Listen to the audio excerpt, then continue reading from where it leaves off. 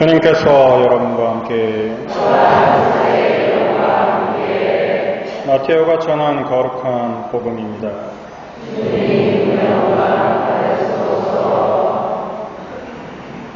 군중이 배불리 먹은 다음 예수님께서는 곧 제자들을 재촉하시어 배를 타고 건너편으로 먼저 가게 하시고 그 동안에 당신께서는 군중을 돌려보내셨다.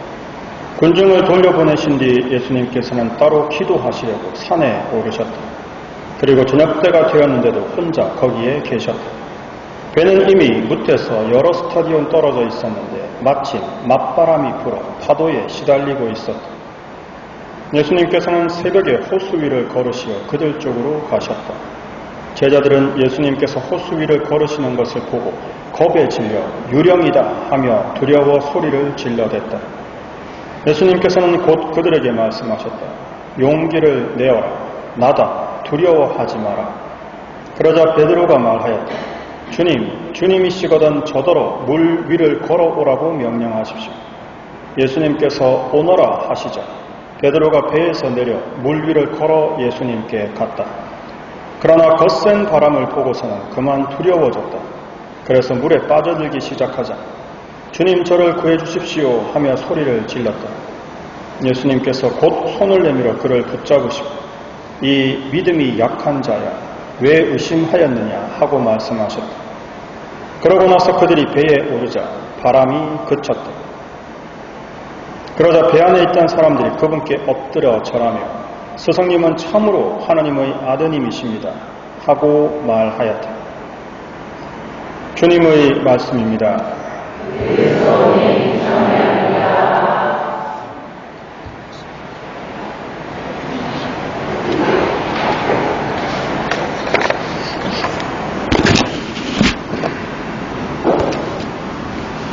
먼저 시원한 영상을 하나 보고 시작하겠습니다.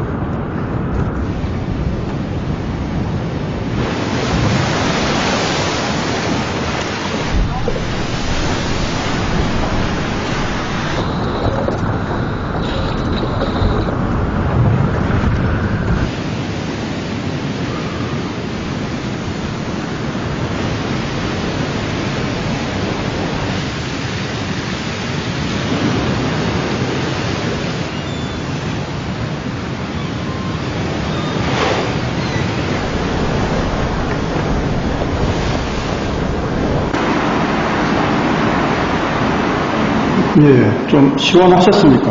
뭔 시원해. 고군, 군투, 쌩, 고생이지. 저거를 왜 하나 싶으시겠지만, 저 레이스는 그냥 이런 동네 레이스가 아니고, 태평양, 대서양 같은 이 대양을 횡단하는 그런 오션 레이스 장면 중에 하나였습니다. 지금이야 각종 엔진의 힘으로 이동 수단들을 이용하고 있지만 사실 대항해 시대 16세기부터 약 19세기까지 300년 동안 인류는 바람의 힘으로 바다를 누볐습니다.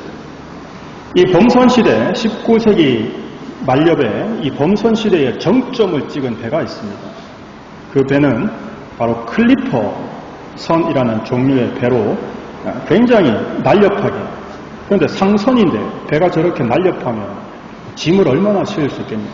그래서 고부가가치진만 주로 싣고 속도로 경쟁하던 그런 배입니다.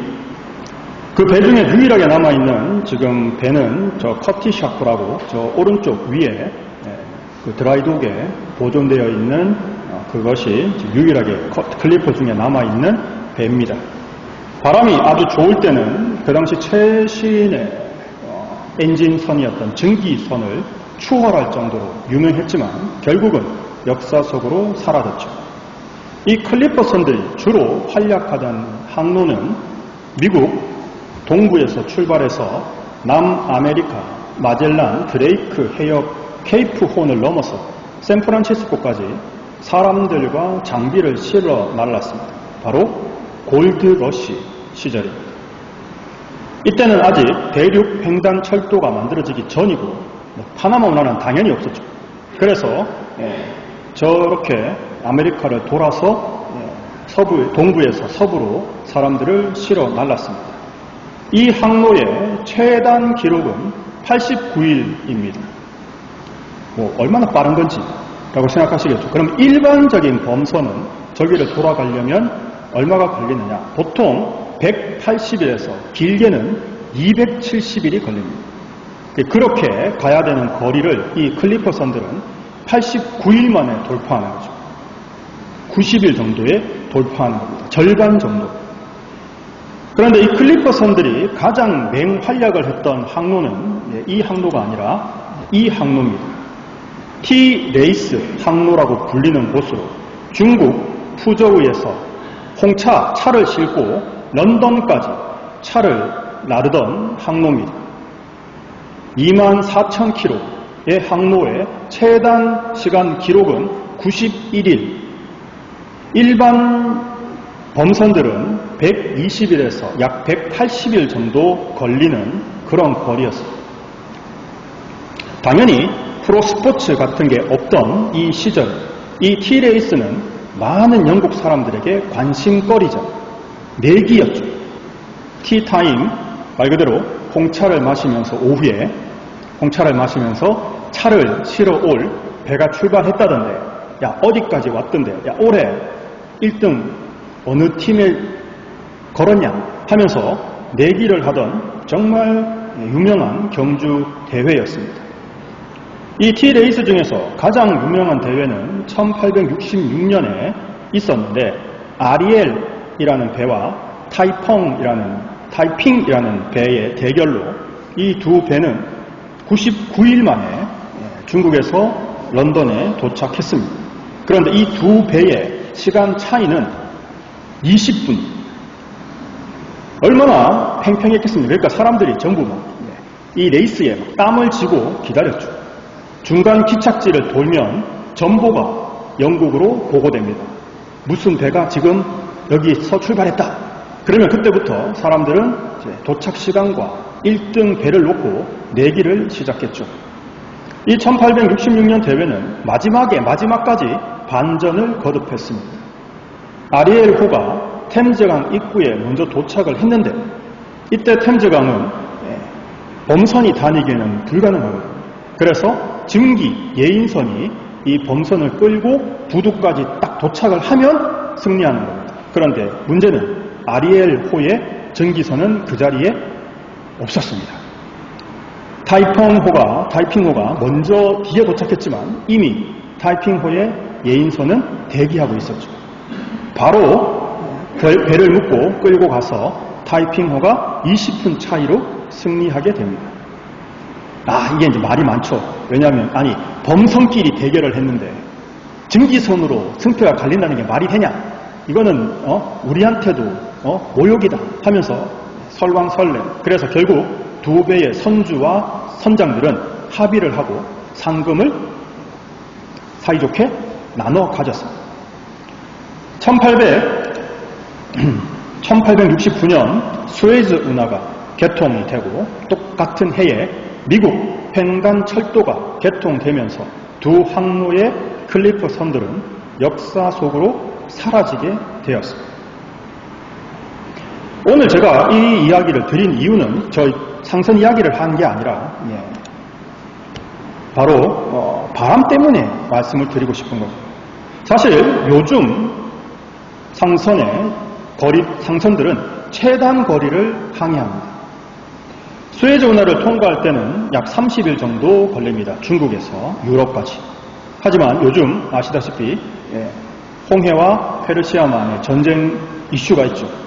따라서 많은 배들이 다시 희망봉을 도는 옛날 회로를 이용합니다.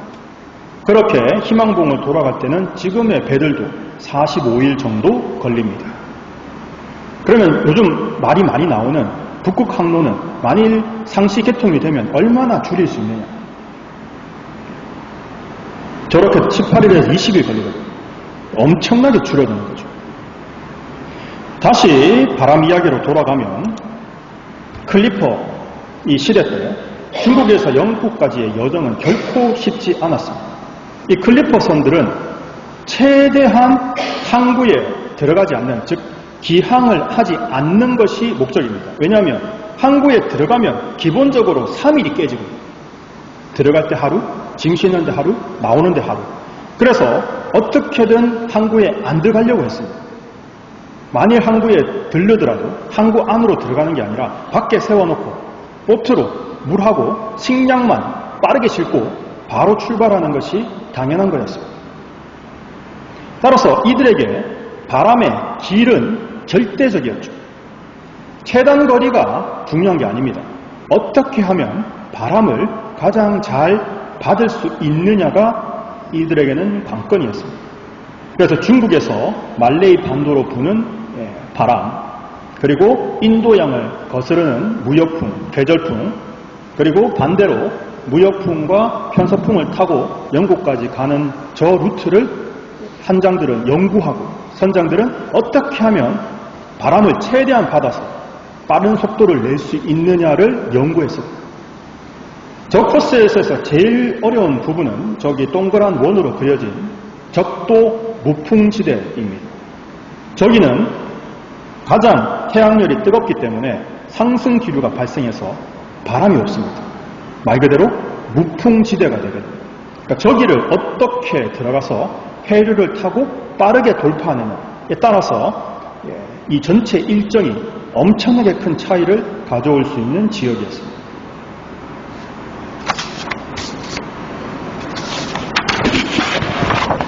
그러면 도대체 이 바람의 힘이 얼마나 대단한가를 보여주는 이 풍력으로 최고 속도를 찍는 영상을 잠깐 보시겠습니다.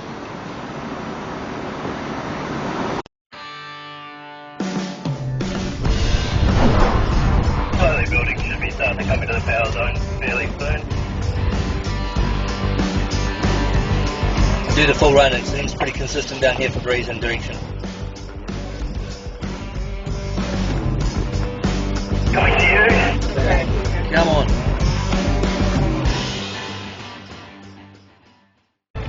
Bearing away here. That's the new record at 225. Well done, everyone. 225. Slowing down.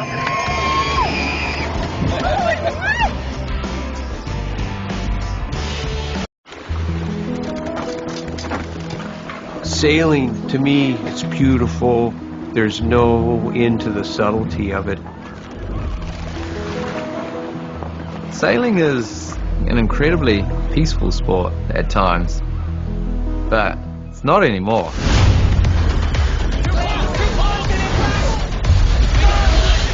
This is a hydrofoil. In the age of speed, we need ships that go fast. Boats at these speeds, it's no joke. These ships of the future will have small crews, highly skilled in several areas.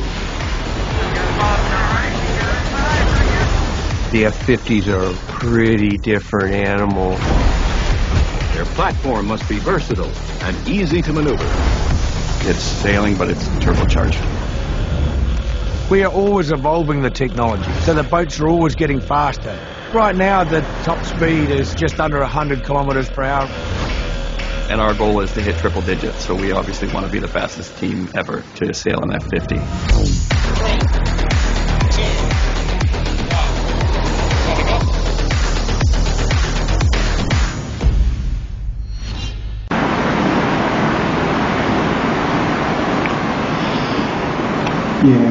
확실히 물은 이 저항이 세서 높은 속도를 내기가 어렵습니다. 그래서 이제 풍력을 육상에서 이제 연습을 하는 최고 속도를 갱신했는데, 아까 방금 나왔던 그 차 같은 경우에는 최고 속도 225km를 달성했습니다. 그리고 아까 보셨던 그 제일 스피드 요트 같은 경우에는 F50급인데 최고 속도가 103km, 103km를 현재 기록하고, 저거는 계속 아까 내용처럼 발전해서 점점 더 빨라질 겁니다. 즉, 이 클리퍼 선장들은 주어진 이 바람의 길 안에서 최적의 길을 찾기 위해서 노력을 해왔죠. 결국 넓은 바람의 길이 있습니다. 그 중에서 나의 길을 찾아야 되는 거죠. 우리 또한 이 넓은 하나님의 길 안에서 나에게 맞는 최적의 길을 찾기 위해서 노력을 하고 있습니다. 어떻게 하면 나에게 맞는 이 넓은 바람의 길에서 클리퍼 선장들이 자신의 최적의 길을 찾아서 최단 거리, 최단 시간을 기록을 냈듯이 우리 또한 어떻게 하느님의 길 안에서 최적의 길을 찾을 수 있을까? 그때 도움이 될 만한 몇 가지 기준을 말씀드리겠습니다.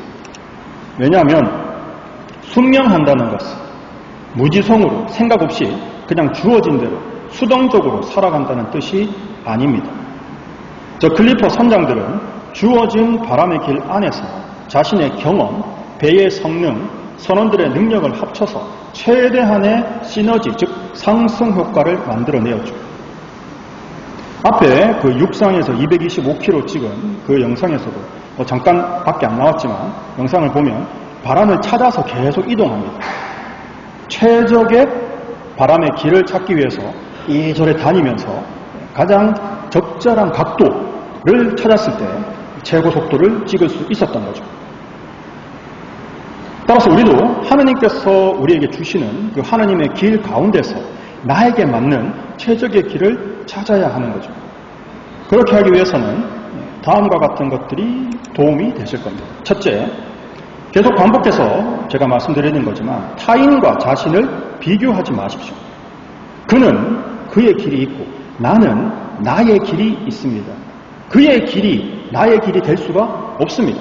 그의 길이 정답도 아니죠. 따라서 위험은 분산하셔야 됩니다. 하나의 길에 올인하는 것은 무모한 것이죠. 정답은 절대 하나가 아닙니다. 하나님의 이 넓은 바람의 길 안에서 수많은 길들이 있고 그 중에 나의 길을 찾아가는 겁니다. 이 길만이 하나님께서 나한테 주신 길이 아니라는 거죠. 그 길 안에서 나의 길은 여러 개가 존재합니다. 그 중에 하나를 택해서 도전했다가 그것이 여의치 않을 때는 다른 길로 바꿀 수 있어야 하는 마음의 여유, 그리고 그런 의식, 정답은 하나가 아니다 라는 것을 꼭 생각하고 계셔야 한다는 거죠. 그렇기 때문에 우리는 끊임없이 자기 개발, 공부를 하면서 스스로를 성장시키셔야 합니다. 이것과 가장 잘 대비되는 예가 있죠. 아이돌, 요즘 아이돌들 많이 아시겠죠. 한 예능 프로에 아이돌 인터뷰를 하는데 최종 학력 이야기가 나왔습니다. 아시다시피 요즘 아이돌은 연습생이 시작하는 게 점점점 낮아지고 있고, 그러다 보니까 어느 한 아이가 저는 최종 학력이 유졸이랍니다. 유졸이 뭡니까? 최종 학력이 유치원 졸업이래요. 말이 됩니까 이게? 아니 걔가 성공을 하면 그래, 뭐 성공을 하면 그렇죠. 근데 어떻습니까? 1년에 보통 20개에서 30개 정도의 그룹이 시도를 하는데 그 중에 살아남는 게 한두 개. 5년, 마에 7년이라고 하는데 7년까지 가는 게 한두 개. 그 한두 개 중에서 성공하는 거는 극소수입니다. 그렇게 됐을 때 그 아이는 세상에 나와서 살 수 있겠습니까? 그 길을 못했을 때 남은 선택지가 없는 거죠. 그렇기 때문에 절대 하나가 정답이 될 수 없습니다. 꼭 다른 길이 있다는 걸 마음에 품고 있어야 되는 거죠. 그리고 두 번째, 한 번에 모든 것을 이룰 수 없습니다. 내가 화살을 쏘는데 한 번에 딱 명중시킬 거다. 그런 거 없습니다. 수천, 수만 발을 쏴야지 명중을 시키는 거죠.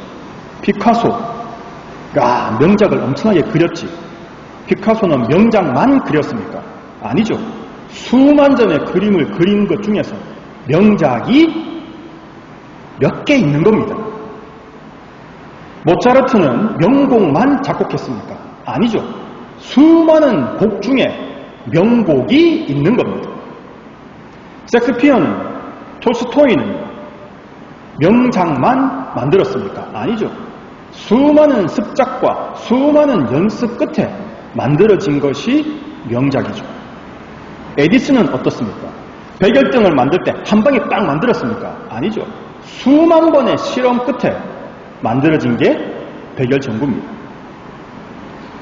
따라서 우리는 한 번에 절대 모든 것을 이룰 수 없습니다. 수많은 습작과 수많은 실험을 거쳐야만 명작을 만들 수 있는 거죠.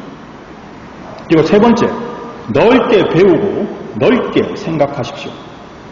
하나의 길에서 1등이 되기는 굉장히 어렵습니다.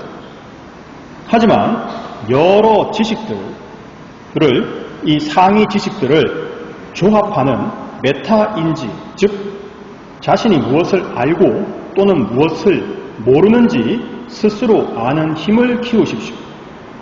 어떻게 보면 이게 오히려 AI 시대에 가장 필요한 능력이라고 생각합니다. 조합하는 능력. 따라서 넓게 배우고 넓게 생각하는 능력을 키우시기 바랍니다. 그리고 네 번째, 끝까지 고민하십시오. 미루는 것이 나쁜 것만은 아닙니다. 수많은 명연설문들은 마지막 순간까지 고민과 수정을 했던 결과물들이죠. 예를 들면 링컨의 게티스버그 연설, 기차 타고 게티스버그를 가면서 또 고치고 계속 마지막 순간까지 고쳤던 연설입니다.